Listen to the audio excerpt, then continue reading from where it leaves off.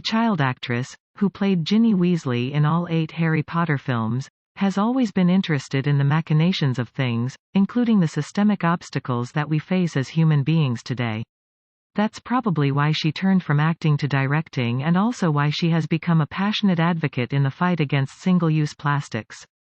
Since 2017, when Wright sailed with Greenpeace to trawl for microplastics and raise awareness about the issue, she has organized the first-ever plastic-free picnic with Greenpeace, a sustainability meetup group in LA called WasteWatch, and, most recently, collaborated on a swimwear collection made from recycled plastic bottles with Fair Harbor.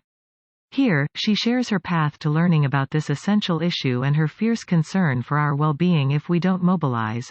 What did your early life as a child actor look like? Were you already interested in the environment? I started acting when I was 9 years old. I had no idea that what I was doing was a job.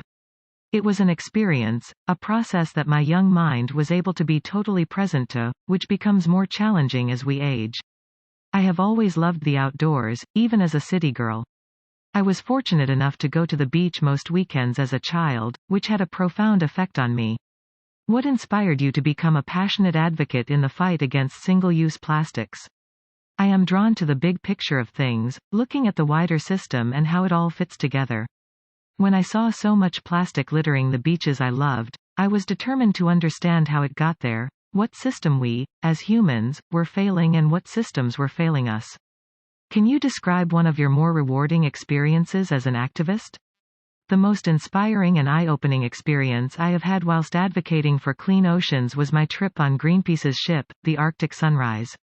The ship's crew and Greenpeace campaigners are so dedicated to protecting our planet.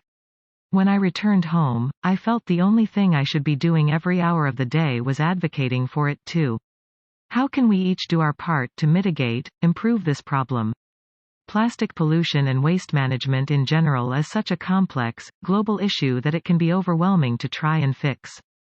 But what I urge most people to do is to look at the waste within the controlled environment of their homes and ask themselves questions. What am I throwing away? Do I really know where my waste goes? Can I really recycle this? The minute you take stock of it, you realize there are habits of your own that you have control over. The world is in the midst of a health crisis right now. Why is caring about the environment still important? What have we learned from this pandemic, including observing certain improvements in pollution since it began?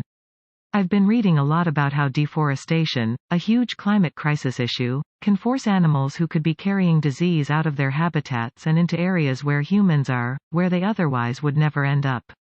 It's called zoonosis. Whether or not this is the catalyst behind a virus like COVID-19, it highlights the interconnectedness of everything.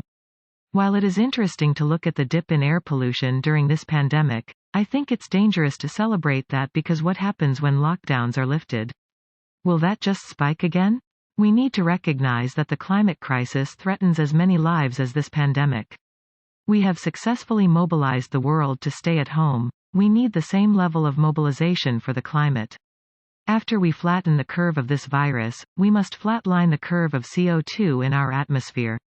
What does happiness look like to you? I like to look at happiness as fulfillment. When I am fulfilled creatively, with purpose, I am happy. Moment to moment, I also find great happiness in a good story, whether that's a film, a book, a poem or nature. What does it mean to you to live the process, and how can we all do that more each day? I think it would be impossible to be a creative if I didn't love the process. I learned early on that the end goal you work towards on a project rarely feels as rewarding as you imagine. The extreme ups and downs of the process is where the joy lies. I also believe to live the process, you need to respect and enjoy the process of others around you. We are all having such different ones. It's fascinating.